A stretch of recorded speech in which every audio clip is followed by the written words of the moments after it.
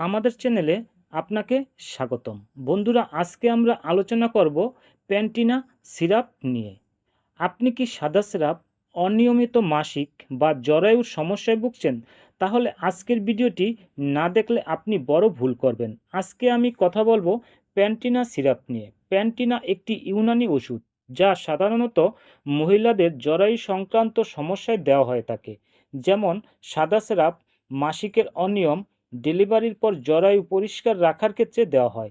প্যান্টিনা সিরাপের ভেষজ উপাদানগুলো শরীরের রক্ত চলাচল ঠিক রাখে, জরায়ু পরিষ্কার রাখতে সাহায্য করে এবং হরমোন ব্যালেন্সে কিছুটা সহায়তা করতে পারে। প্যান্টিনা সাধারণত দিনে 2 থেকে 3 বার খাওয়া যেতে পারে। এই সিরাপ খেলে মাথা ব্যথা, মাথা ঘোরা, বমি, ডায়রিয়া দেখা দিতে পারে।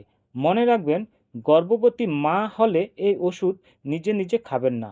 সকল ওষুধ চিকিৎসকের পরামর্শ নিয়ে খাবেন। ধন্যবাদ সবাইকে ভিডিওটি সম্পূর্ণ দেখার জন্য।